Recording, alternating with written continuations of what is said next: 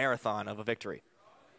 And a marathon it was. Thank you very much, guys. I'm here with Kasing after that marathon game, and I mean, that was just crazy. So there were so many Barons and Dragons traded back and forth. What happened in that game in your own words?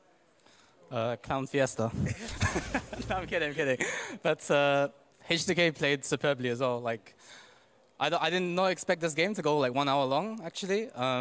I thought we would just stick to our game plan and just pretty much pressure Nash whenever we could and pressure Dragon, play for Dragon, etc., etc. But like in the end, thank God, like, what's it called? The last fight, it was just like, it was so close. Like, they could have won as well. And I think due to the fact that my team just kept on listening to when I said like to do well on the map, and it was perfect. So in games like this, when there's a lot of objectives being taken, like you have to set up with vision, and it's such a long game as well. How do you coordinate that with your team? Well, basically, it's usually up to me and Shook to like decide where we have our vision control. And usually when I call for him, like he's usually really easy to just talk to, and I think me and Shook can easily like just get anything we want on the map, like whether we want to prioritize on Baron or Dragon. And I think this game showcased like our improvement ever since like week 1. And yeah, I'm really happy about my performance. So the team's performance. Yeah.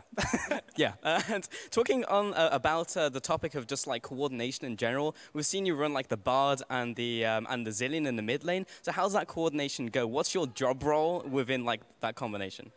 Well, it's basically I usually like say I have Frostfang and Naughty, and then after NukeDuck always like says or replies okay and blah blah blah, and after that it's like we actually didn't know about the interaction with Fresh W or the Lantern, that even if they're Bard ultied with 2 bombs on top, they can just get out. But I mean, today we learned, but it's fine. So why aren't we seeing like more Bard in general? Is it only good with like the Zillion pick, or do you think we'll see it more? Because it seems to be you and like a select other number of support players picking it up. Actually, I got kind of inspired by a player called MatLife in NA. But I mean, he plays a really good Bard, and I wanted to try out myself, and actually had quite a lot of fun with it. So I just think this pick can actually be good, but you have to play quite a few games of him. Well, it's a very fun champion to watch. Well, thank you very much for the interview, Kasing. Congratulations on that epic victory. We're going to send it over to the analyst to take a look at that game. Yeah. MatLife in NA, of course. I didn't get it. What? No, there's like this play called MatLife. Oh. Or MatLife. Okay, yeah, he's actually in NA. He's actually a good player, but I feel just a little bit insulted here. No, I was like, I actually got inspired, yes, by a player in solo queue, yes. Well, now you get to see what we deal with on a daily basis. Yeah. This game, though, longest game in the EU LCS so far, and then usually when it goes to long games like this, we say, well, 2 teams didn't really know what to do. In a lot of cases, that is the case. Here, though, this was a high-level game, straight until the end. Yeah. You don't agree? My voice is crack.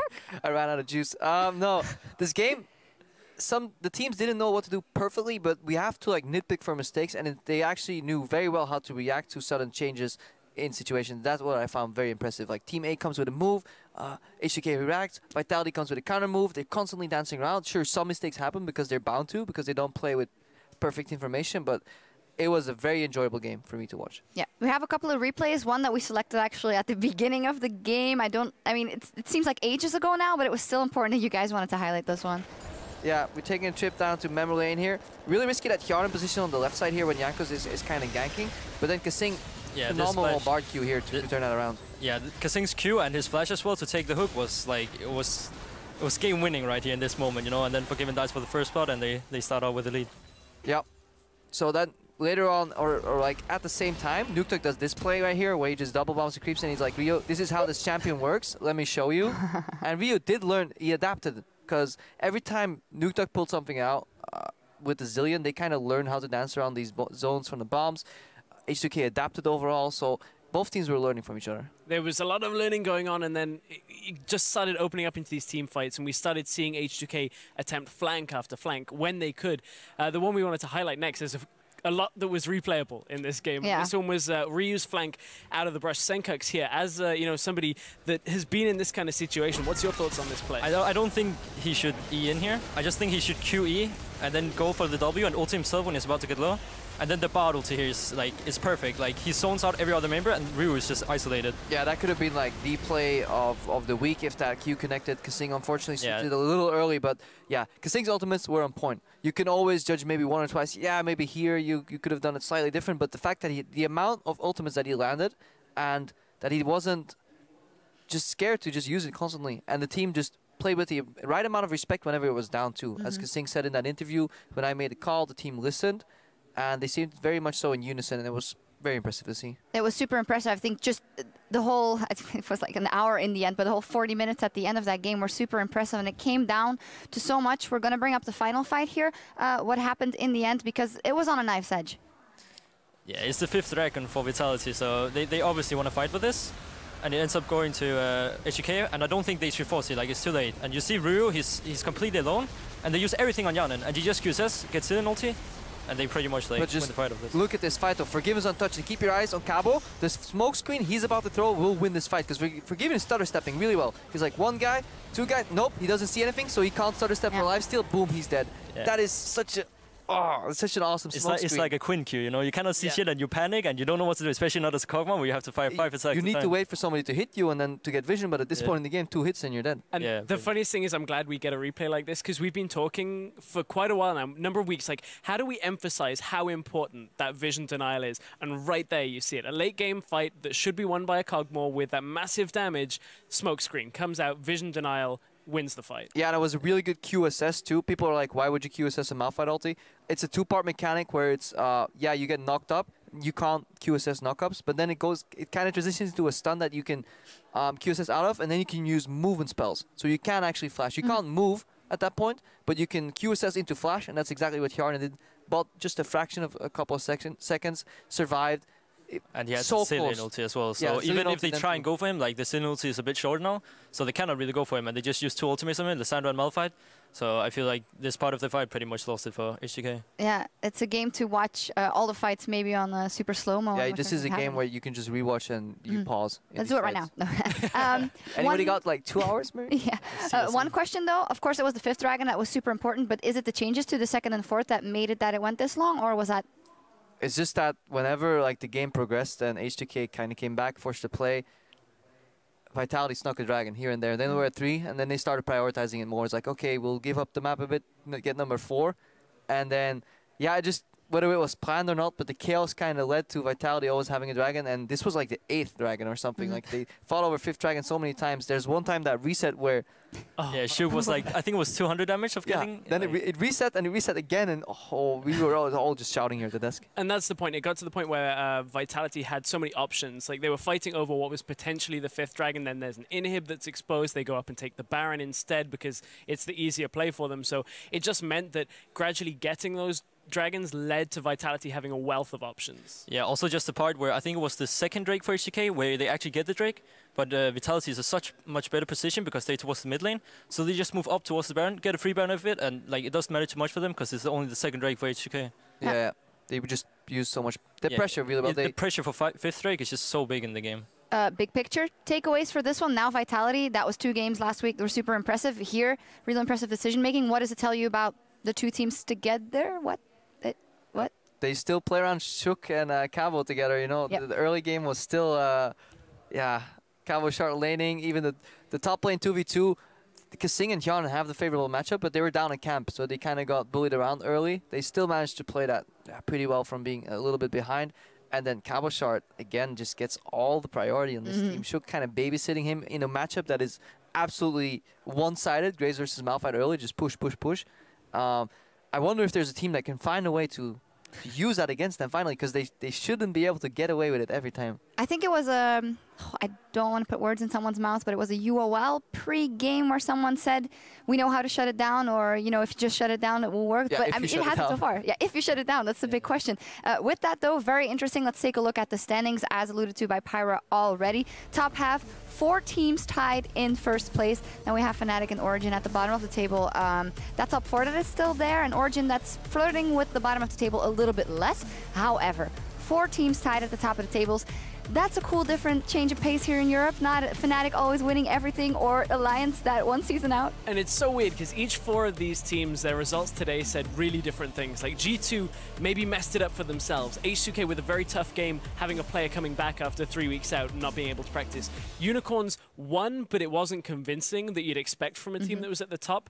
And then, you know, who have I missed out? Oh, Vitality. Vitality. Playing very well, objective-based, seemed to be on the up and up. I just think like you can see Vitality is probably the team who improved the most from the beginning. They start out losing their first game to Rocket, and like now you can see they beat the best teams in Europe. They beat Gamers 2 and they beat H2K now. Yeah, I definitely agree. They're on the up and up right now. So I feel that top 4, even though they're tied, is still 2-2. I think H2K and Vitality are after this week slightly above G2, because G2 is kind of finally starting to show some weaknesses. So what have you seen then? Of course, we talked about G2's weaknesses before this. Maybe picks and bans sometimes, being too reckless, giving up deaths, maybe communication. What else, or what else did you see here? I mean, I gotta echo what Senkuk said earlier. I mean, their macro game still has some flaws in it, and we saw that around the very long Baron dancing without the proper vision setup.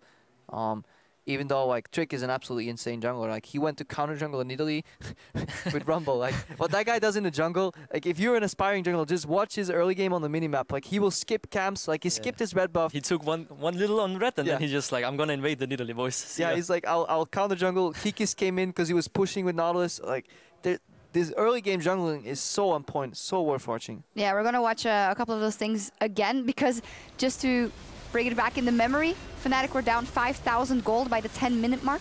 Yeah. This is pretty much the fight that it gets it back for them, and then. Yeah, it's just what keeps happening in the story. A lot of Kog'Maw. It was 100% pig ban today. Spirit's very happy, obviously. In the beginning of the day, we were discussing, okay, when will it come in? It won't be as high prioritized because it has to work in a certain comp. What are our takeaways after today? My biggest takeaway on this is it works best with a comp built around it, but the way the games are being played out right now, one mistake, like in that G2 Fnatic game, can elongate the game to long enough for Kog to become relevant, as long as there is some setup around him, whether it's the engage to tie people up or heals from the Soraka that unfortunately, Senkux, you found yourself trying to power through earlier. But Kog is strong enough that even getting put behind, as long as you reach like 30, 35 minutes, he starts showing up big time. I feel like if you do one mistake as a team, it really hurts. Like if Kog'Maw doesn't get shut down in the fight, and if there's one misplay misses a skill shot, then he will just go full seal bag like we talked about earlier, and he will do like reckless and just kill 3 people alone. At the same time though, if teams recognize how to play against him, pre-25 minutes, you get 1 hard CC on a flank, he's done in the fight. There's very little. Yes, you can say the same about some other AD carries, but that's the drawback. There is just, you can draft a composition where you say, if you get Kog'Maw, we will win the game pre-25, but then, yeah, if you mess up, you pay the price. Yeah, and I mean, the question now is, with that top 4 so close together, all those things, you can draft a comp, because H2K should have won that game in different instances as well, but it comes down to so many inches. Or little inches, not a lot of inches. That's why we're talking about inches. You know, it's a game of inches is what I meant. Should have won, putting them that far behind. Like they should have, and that's the mistake. That's the one mistake you're talking about. Trick dying into the Baron buff and what was a secure Baron. Yeah, it should have been game. It's like in our game, like we go into like a Gragas, and I'm the only one that's standing in the mix, and then Soraka just goes full heals, and Kog'Maw just kills everybody, and it's over. It's also the mental factor. I know if you play on stage and you play against a pick that you know what it does, but you're not used to it, especially this Ambulance Soraka, you tilt, no? Like you get a little bit affected if this happens. Yeah, like these 2 fights just pretty much lost us the game here. Like I think we had the game before that, like we knew how to play against, we had to get the flanks off, but if we don't kill the Soraka, then... Debatable. I think you made the right move too late in the game. Yeah, that's true as well. How does it feel eing into an exhaust and a silence pool as Lissandra? Is that a good feeling where you're like, I'm here? You're so mean. It's very, very fun as well when she lock-hits. Please describe in detail how you lost the game. Thank you, Stress. You know, great. Come on, just come back. Hey, whoa. I've seen you with the LeBlanc enough time. It's fine. It's banned every game now. Sad face. Feels bad, man.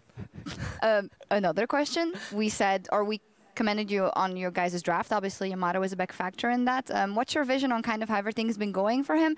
Do you feel like the comps he drafts are also what is good for you guys to play right now, or? Yeah, I feel like the comp he drafts is like what we practice throughout the whole week, pretty much. Like, it's our own fault to not like fully do what we do in scrims on stage. I feel like that's the biggest problem for us right now. But I think Yamato is doing a great job as developing us as players, and our macro play is getting so much better than if we take from Challenge Series, for example. Yeah, I think that's something we very often overlook when we look at some newer teams in LCS. Scrims versus playing offline. I know scrimming the Unicorns back in the day versus like their live performance. Some other teams who just show up on LAN and then play poor in scrims.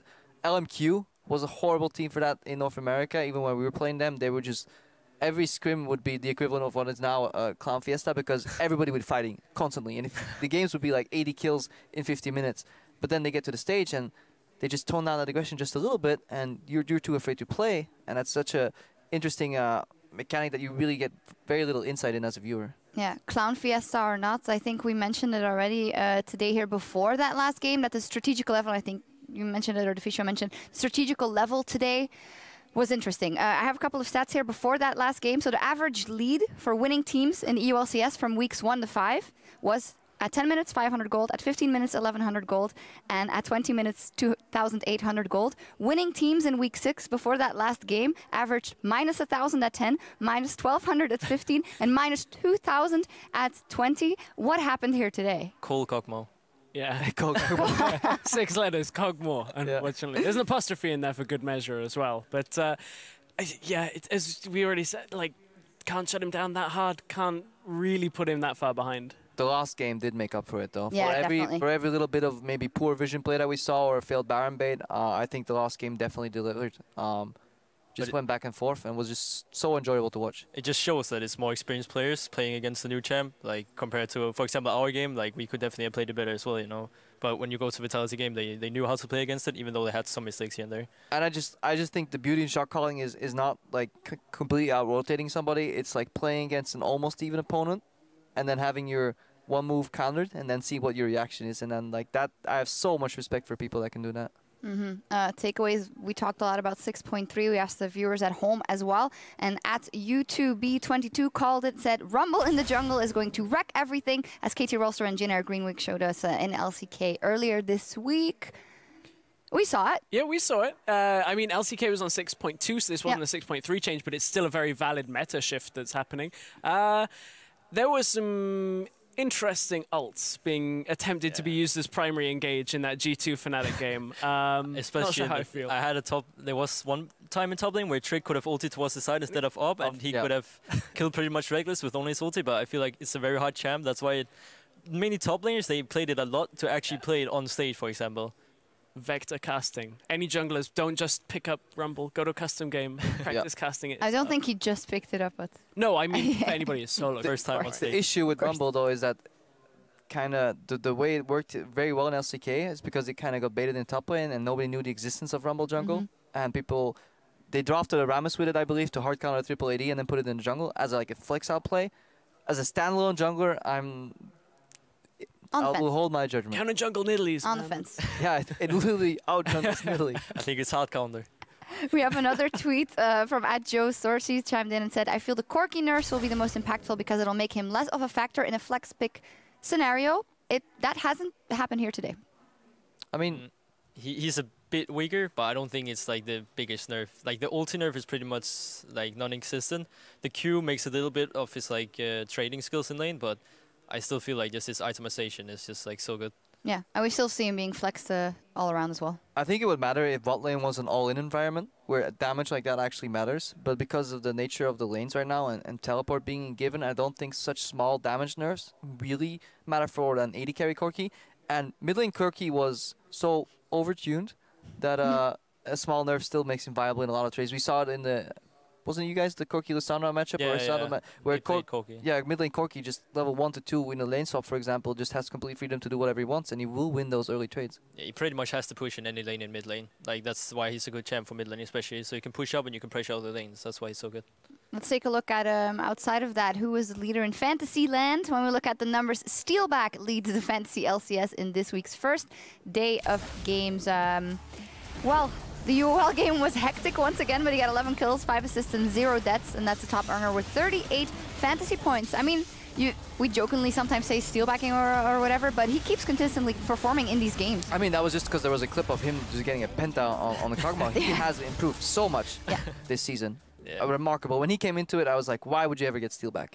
This guy was not that good, and then he just completely blew everybody away. Yeah, he's really the shining star of UOL, like this split right now. He improved so much from Fnatic. So it's really good for them. That's interesting. Is he the shining star for now for you? Because we've talked a lot about Vizicachi, obviously. We talked a lot about Hylissang. I definitely feel like he's the star of like UL right now. I feel like Vizicachi, I'm not saying they're playing bad. No, it's not that. But Steelback is just delivering like so many games right now. So I think that's their strength as well. Even though they have those chaotic games, they have individual players. Fox, who came into the week with the most kills in the league. Would you have thought that of Fox last spring? Summer yeah, rather? not a Fox, honestly.